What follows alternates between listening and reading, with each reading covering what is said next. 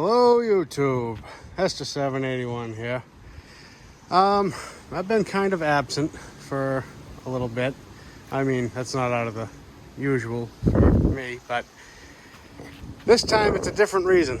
I'm happy to say I just had a baby boy. His name's Jack. I'll try to insert a picture of him right here.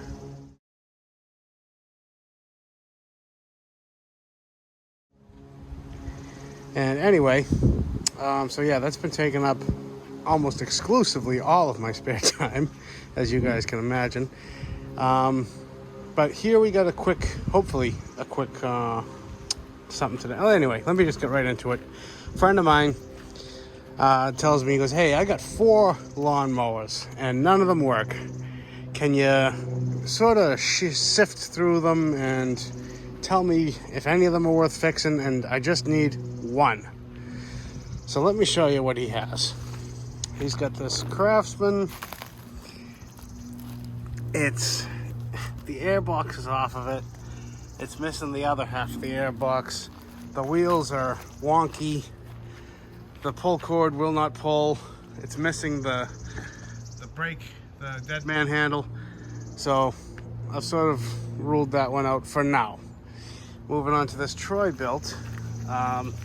Not a bad unit, and it is a mulcher, but the dead man's cable is seized either up here or down there, or it is the cable itself. Again, I think the wheels, look at those wheels. The wheels are bent and wonky. It's missing the top engine shroud, also the cover for the airbox and cleaner. Those are not, those aren't deal breakers for me, but I'm gonna move on from this one for now. I don't hate that one. It's got a better engine than what you're about to see. And here's the final 2. This one has a bag on it, but I mean, he said he doesn't care whether it has a bag or not. 4.5 horse Briggs. It's got I think they're called Pulsajet carburetors.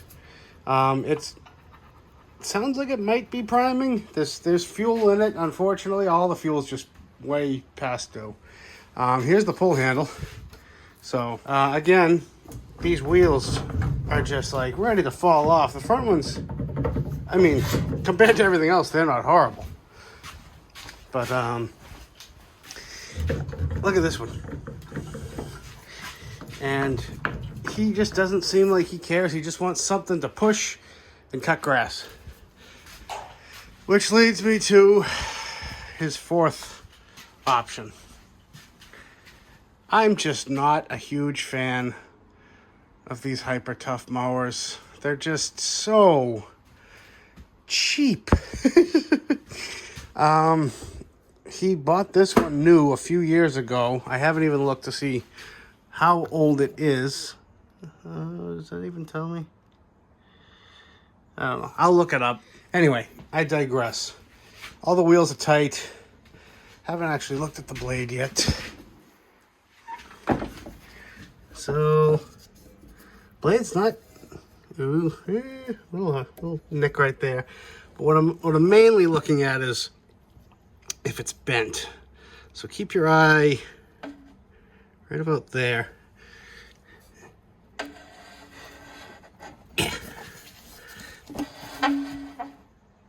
Okay. I don't think that's bad. I mean, the deck's not rotten or anything. I mean, obviously it's pretty new, but these are made out of old recycled beer cans. But what I was looking for was, and this is the last nail in the coffin for this particular one. Obviously the deck is rusty but not gone. Let's say this tip meets right above that ridge. Yeah, this blade is just severely bent, which again, that's nothing to kill a mower over, but when you figure the cost in with You know, I wonder if this is the dead man off the other one. But when you figure the cost in for, you know, the pull handle, a new rope, because this rope has had it. I don't want to have it break on him second pull. New wheels, which he doesn't care about, but I do. I just don't want to spend good money on bad things. So this is going to be our candidate for today's resurrection. All right, so step one, check and see if it has oil. Come on. They don't give you a real handle or thumb screw on this dipstick. I'll show you in a minute. Yeah, bet you it's never been off. Always give it a wipe before you check the level.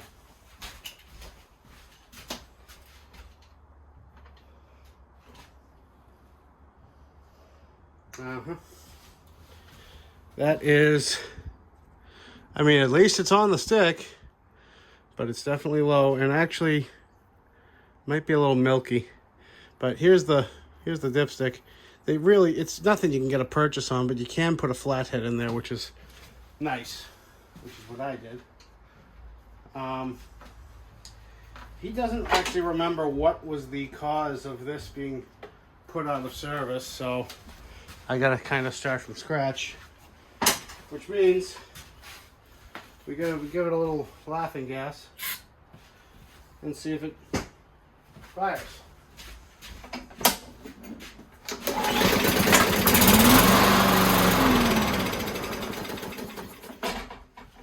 Hooray! All right, so we know to run. Are we leaking oil? I hate these things. All right, we know it'll run. I think first step I'm gonna do is drain the oil and then take that carb off. Well, just found the cause of the oil leak there. How's it missing a bolt? Like, come on. At least it'll be easy. I doubt there's a gasket, so it's probably gonna need silicone, but getting ahead of ourselves. All right, as far as getting the oil out of this thing, I'm gonna give a shout out to the Mower Medic 1, if he's watching. Fluid extractor. It's both hand pump and air operated. And let me tell you, once you use this, you'll never go back. It's perfect for small engines in general, but especially this one doesn't actually have a drain plug. They want you to tip it on the side and drain it out of the hole here, which is just going to make a mess. So let me show you how easy this is. Noise alert for people with headphones.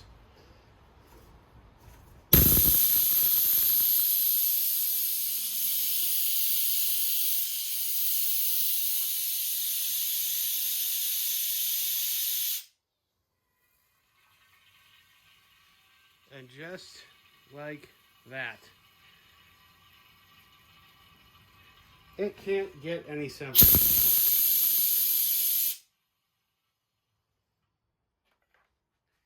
And the oil is out. Now the only downside, if there is one, that I will say about the extractor is it doesn't let you look at the condition of the oil, unless of course you had it, you know, perfectly drained and cleaned out, and then you sucked the oil out and you dumped it into another container. But at that point, you're just making a ton of work for yourself. But as far as seeing if an engine had metal in it or water in it, you can't really tell. Also, you can't really see, but I had it on a little bit of an angle so I could get every last drop I could out of this thing. All right, oil is sorted. Next up is going to be the carburetor. And I'm trying to do this so I keep my hands out of your way. But we'll see what happens. So first thing I'll do is just blow things out a little. Just makes it a little cleaner, nicer to work. And there is fuel in this, like I said, so we're gonna pinch it off so we don't make a complete mess of things. And 3 Phillips to get this cover off. That one's a coarse thread. They might actually all be, nope, these are a machine screw or finer thread. Geez, that one wasn't even tight. Is that one broken? No, just short and cheap. So there's actually 3 different size screws. That was the bottom, top left, top right. And this cover should just, oh, we have a 5/16. They make all the screws black, so it's hard to spot them sometimes. And okay, that's fine threads. And there's a breather holding on.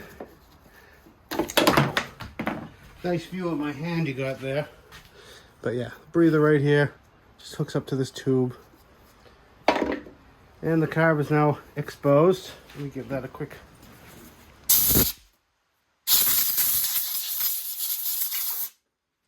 All right, now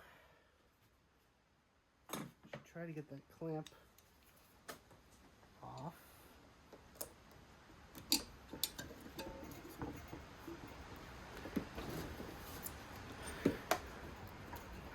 Oh, it's coming. There it is. All right, fuel line's off. So this should just pull. Yep. And then you give it a, this is the only linkage on it. Give it a twist. And it comes right off, right into that hole. Watch out for these O-rings. I've been burned. I've had them fall off. They go away. It goes right on top of that inlet. Can you even see what I'm pointing at? Hold on. Right there. There's the inlet to the engine. All right, well, let me get you on the bench. We'll see what we're in store for. All right, on the bench. It's already starting to leak out. See a little bit of crap, but it may be from the outside of the carb. So what I like to do on these, just for, you know, force a habit, take a scribe and just give yourself a little line. That way you know once you get this off, it went back together exactly the same way. And it does matter on this one. 5/16, I believe. Oh no, a little smaller. 9/32. Coarse thread. And sometimes these are a little tricky. It's a rubber O-ring that holds them on. So we give it a little help. Bam. Ooh, that is smelly. And that's all crap that was in there. I mean, luckily it's a plastic carb. There is some water in there. Not much to speak of, but we also don't know how much we lost in the first dumping. So not much to these carbs. The pin is actually just sitting in there in a little clip. So you pry that off gingerly. Make sure you drop the pin so you never find it again. Put the pin to the side. Here's the float. Oh, I'm off camera. Still getting used to this overhead camrage. It feels supple. I mean, again, this is not an old mower, which is why I'm doing this. And give this a gentle pry up. Keep an eye. Remember, jet is facing this way, not that way. This way. And here is where we're going to find our issue, I bet. So I can't really show you.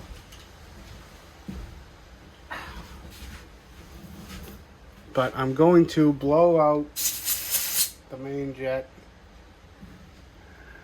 which is right there. And I don't see a lot in it.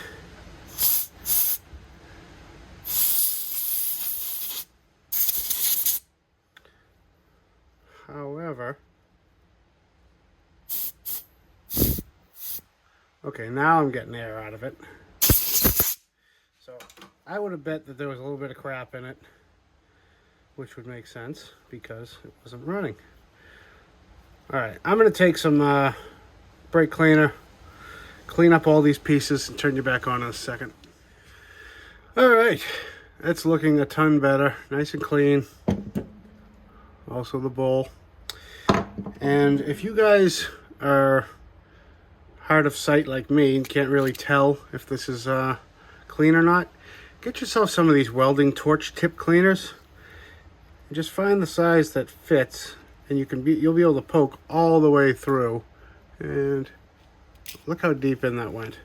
And that's how you know the jet's open. Give this one a little poke. It's not going to go as far because it bottoms out right there.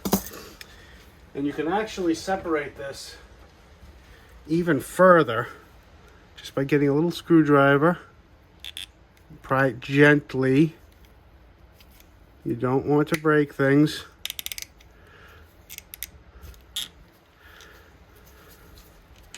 Little wiggle, little twist. And there will be crap in here sometimes. I have seen it.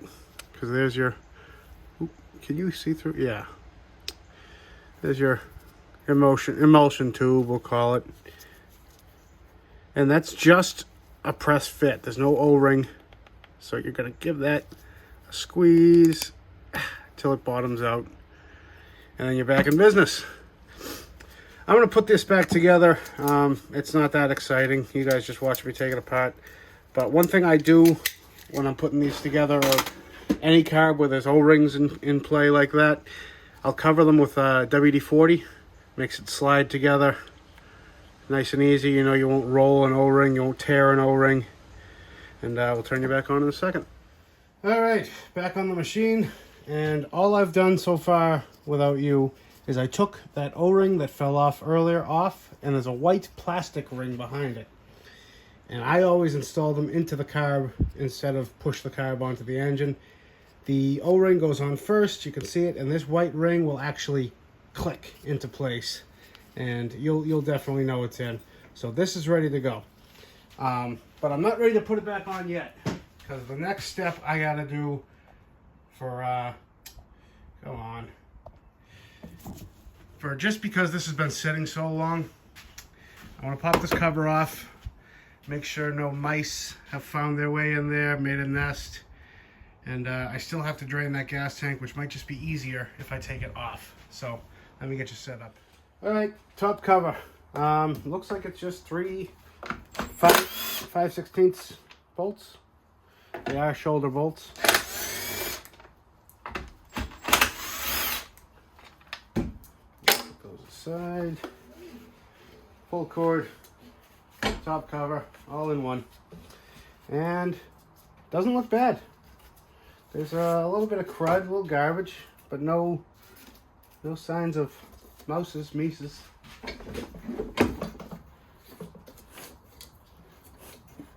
Everything's feeling free, spinning nice and free. Awesome. So I'm going to take a blowgun, blow the rest of this dirt and crap out, and I'll turn you back on in a second. Alright, nice and clean. And like I said, once this cover's off, fuel tank, right up and out. So now we get to see what treasures lie ahead. Let me make sure you guys are looking right here. All right. What do we think? Old gas, water, or a nasty combination of the two? That doesn't look terrible, actually. I wonder if he just threw some gas in it recently to try to get her going, and she didn't run, so he gave up. Because that doesn't look bad. Oh, there's definitely water in it, though. See that? Looking right here. A little puddle flowing in a circle. Yep, that'll do it. So let me get this tank outside and sitting in the sun for a little bit, blow it out, get all that water out, and I'll turn you back on. And for those of you who are curious, while the cover's off, gives you a little more slack to take a look at the plug. She is not looking terrible. Honestly, I don't know how long he even used this thing, because this has got to be the original plug. It's wet with water, which makes sense from sucking in water. So I'm going to blow this off, give it a clean, and we'll throw it back in. All right, one last thing here. I just put the plug back in and went to push the boot back on, and that's when I noticed the muffler. It's not even tight. I don't know if you can see that. Oh, yeah, you can hear that. It's just like, come on. It's the little things. Tighten her up.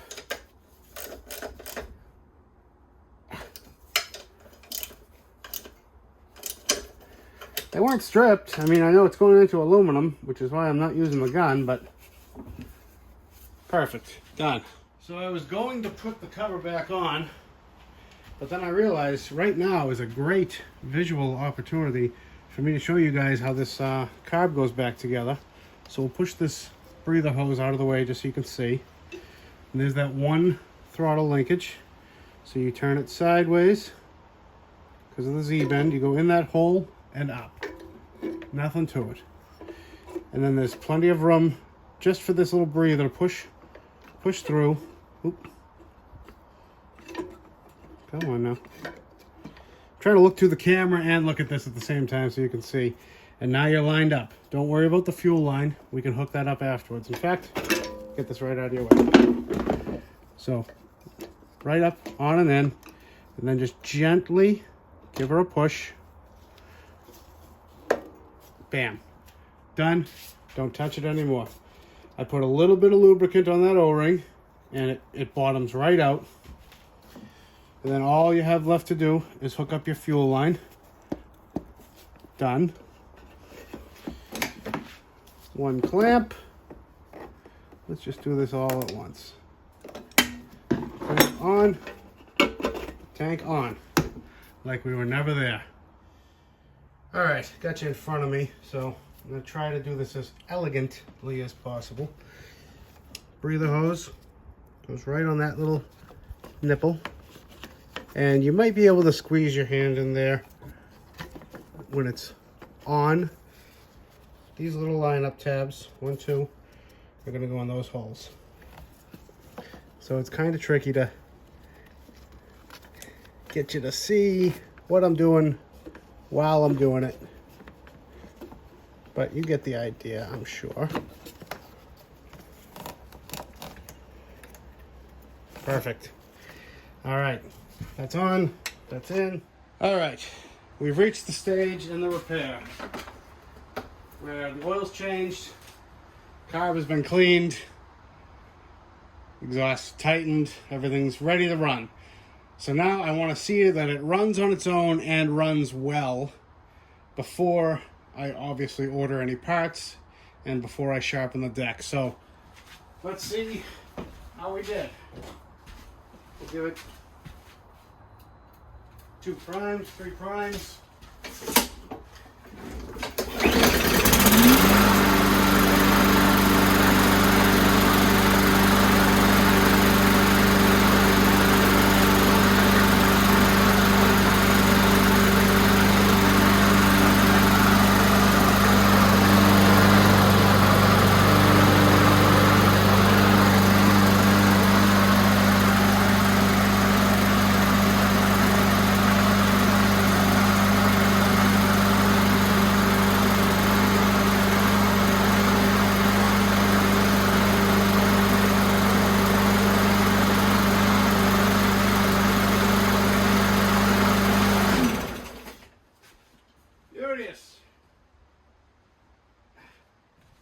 Runs great, fired right up.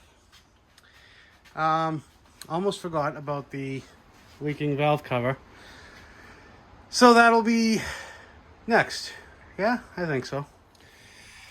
All right, honestly, I'm just not surprised by anything anymore. This just, I know you didn't see me take the other bolt out, but it was not tight. And these are coarse thread. sort of cut their own holes, threads rather.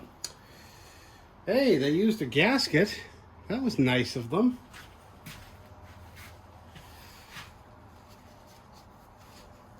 Suppose we should check the valves. So if you take the plug out, you can just spin the engine as fast or as slow as you want. I did check both valves. They were both well within spec. I lost the footage for the first one. It was in between me taking the spark plug out and yada, yada, yada.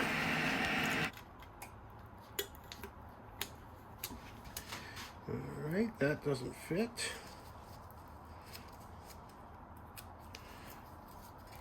What I just put in was 6, just to see if it was way too wide.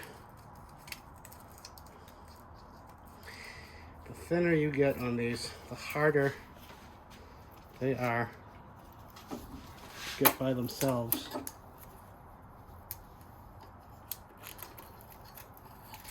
And 4 fits beautifully. All right. Can't say I'm surprised. I just looked at the sticker when I called about it, and it's 2019, so hasn't had much time to screw up. Let me see if I can sort out a screw, which shouldn't be too hard, and get this back together. All right, that is as good as this is going to get.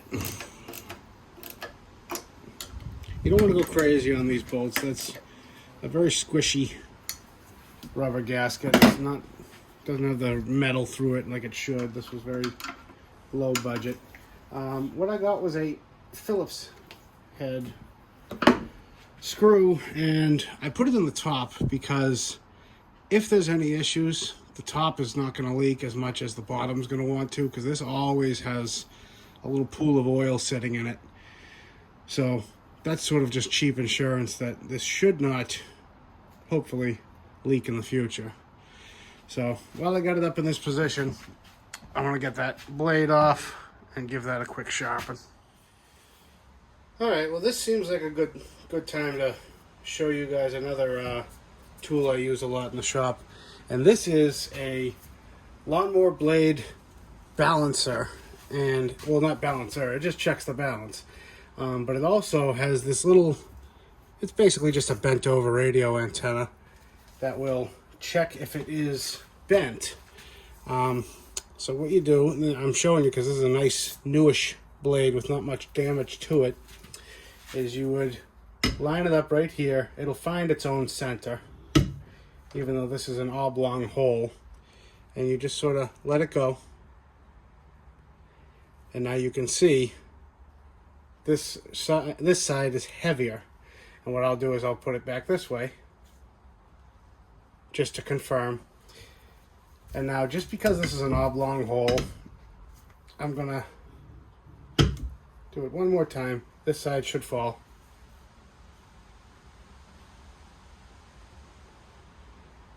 And it is. Okay, and that makes sense because this side is missing a little bit more metal. And now the next thing is I will extend this antenna so that the tip is just meeting the point, just barely clearing it, and then pass it around. Yeah, that's fine. That's basically maybe 1/8 or 1/16 of an inch off, and there's always going to be a little bit of deviation with these cheap blades. So let me get this sharpened up, and then I'll show you how it looks at the end. And that is what you want. You want barely any movement. You'll almost always get a little teetering, but that's not bad. All right, blades on, blades sharp. I gave it a quick wipe down. It's a sharp looking little mower. As much as I don't like the cheapness, I can respect the machine. And nobody likes to get back a mower they just put money into when it looks like garbage. Had it running for a good amount of time and no leaks. I'm going to let it sit here overnight. And this is also going to get pressure washed. I didn't want to take it all the way outside and pressure wash it with the air box open. Got an air filter on order.